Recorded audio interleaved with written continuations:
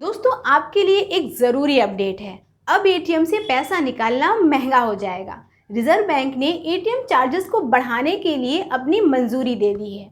अभी तक reserve bank ने इसकी लिमिट लगा रखी थी। नमस्कार दोस्तों, मैं सविता मिश्रा और आप देख रहे हैं चैनल आपका पैसा।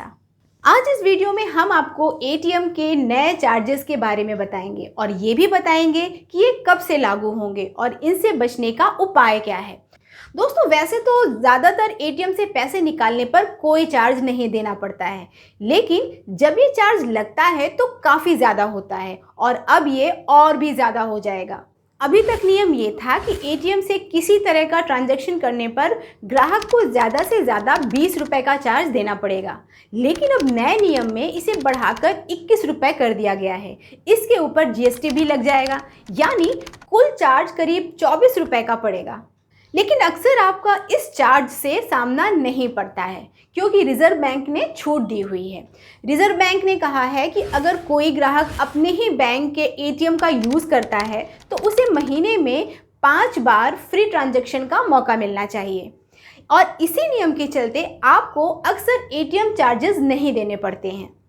लेकिन आपको एक बहुत ही इम्पॉर्टेंट बात ध्यान रखनी है दोस्तों, कि जब ये 5 ट्रांजैक्शन की बात हो रही है तो इसमें नॉन फाइनेंशियल ट्रांजैक्शन भी शामिल है। नॉन फाइनेंशियल ट्रांजैक्शन जैसे पिन चेंज करना, बैलेंस पता करना या फिर मिनी स्टेटमेंट निकालना होता है। यानी अगर आपने 5 बार से ज़्यादा पैसे निकालने या फिर किसी और सर्विस के लिए एटीएम का यूज़ किया है तो चार्जेस लग जाएगा। मतलब अगर आपने बैलेंस चेक किया या पिन चेंज किया तो उसे भी एक ट्रांजैक्शन माना जाएगा। यानी एटीएम का यूज़ करते समय आपको बहुत ध्यान रखना है। लेकिन एक राहत की बात यह है दोस्तों कि फेल ट्रांजैक्शन के लिए कोई चार्ज नहीं लगता है। अब एक और इम्पॉर्टेंट जानकारी, अभी हमने ये जो 5 फ्री ट्रांजैक्शन की बात की है वो केवल अपने बैंक के एटीएम के लिए है। अगर दूसरे बैंक का एटीएम यूज़ करते हैं तो फिर नियम अलग है और वहाँ पर मेट्रो सिटी और नॉन मेट्रो सिटी का पेच है। इस नियम के हिसाब से अगर आप किसी मेट्रो शहर में रहते हैं और दूसरे बैंक का एटीएम यूज़ करते हैं तो सिर्फ 3 फ्री ट्रांजैक्शन ही कर पाएंगे, उसके बाद चार्जेस लगेगा। लेकिन अब सवाल उठता है कि अगर आप कुछ ट्रांजैक्शन अपने बैंक के एटीएम से करते हैं और कुछ दूसरे बैंक के एटीएम से, तो क्या होगा। दोस्तों इसमें सबसे पहले ये देखा जाएगा कि आपने महीने भर में एटीएम से कुल कितने ट्रांजैक्शन किए होंगे। 5 से ज़्यादा जो भी ट्रांजैक्शन होंगे उस पर चार्ज लग जाएगा। उसके बाद ये देखा जाएगा कि आपने दूसरे बैंक के एटीएम से कितने ट्रांजैक्शन किए हैं। ऐसे में 3 से ज़्यादा जितने भी ट्रांजैक्शन होंगे उस पर भी चार्ज लगेगा। लेकिन वहीं अगर आप नॉन मेट्रो शहर या ग्रामीण क्षेत्र में रहते हैं तो 5 के 5 ट्रांजैक्शन फ्री होंगे। वहां पर अपना या पराया बैंक नहीं देखा जाएगा। दोस्तों आइए अब आपको बता देते हैं कि वो 6 मेट्रो शहर कौन से हैं जहां दूसरे बैंक के एटीएम से ट्रांजैक्शन करने पर चार्ज लगने की गुंजाइश ज़्यादा है। वो हैं मुंबई, दिल्ली, बेंगलुरु, चेन्नई, कोलकाता और हैदराबाद। दोस्तों दूसरे बैंक के एटीएम से ट्रांजैक्शन करने पर चार्ज इसलिए लगता है क्योंकि खुद आपका बैंक इसके लिए उस बैंक को पैसा देता है जिसका एटीएम आप यूज़ करते हैं। इसे इंटरचेंज फीस कहते हैं। रिजर्व बैंक ने इसका चार्ज भी बढ़ा दिया है। पहले फाइनेंशियल ट्रांजैक्शन के लिए 15 रुपये इंटरचेंज फीस थी, जिसे बढ़ाकर अब 17 रुपये कर दिया गया है। नॉन फाइनेंशियल ट्रांजैक्शन के लिए फ़ीस 5 रुपये से बढ़ाकर 6 रुपये कर दिया गया है। आइए अब बताते हैं कि ये बढ़े हुए चार्ज कब से लागू होंगे। रिजर्व बैंक ने कहा है कि बैंक जो एक दूसरे को इंटरचेंज फीस देते हैं वो 1 अगस्त 2021 से लागू हो जाएंगे। लेकिन कस्टमर के लिए एटीएम यूज़ करने का नया चार्ज 1 जनवरी 2022 से लागू होगा।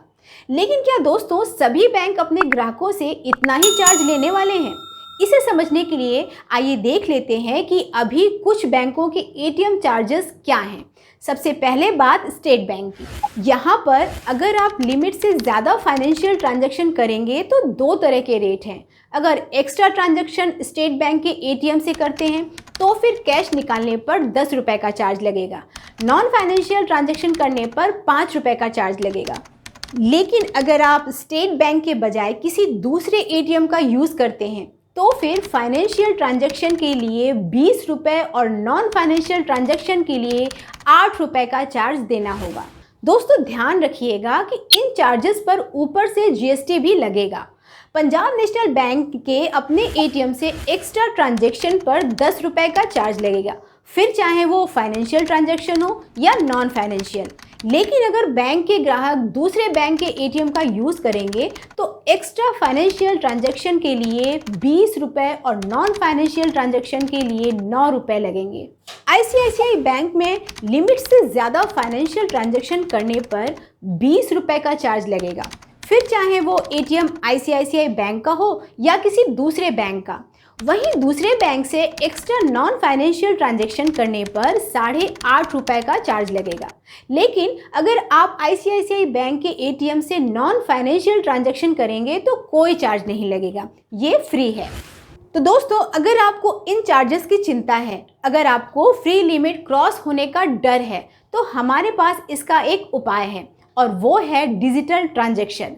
आप यूपीआई का यूज़ कीजिए, ये पूरी तरह से फ्री है और इस तरीके से आप 1 रुपये से लेकर 1 लाख रुपए तक का तुरंत पेमेंट कर सकते हैं। इसके अलावा आप कार्ड पेमेंट का भी इस्तेमाल कर सकते हैं, इस पर भी कोई चार्जेस नहीं देने होंगे।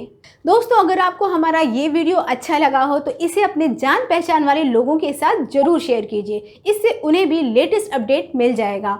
और इस वीडियो को लाइक कीजिए और चैनल को ज़रूर सब्सक्राइब कीजिए।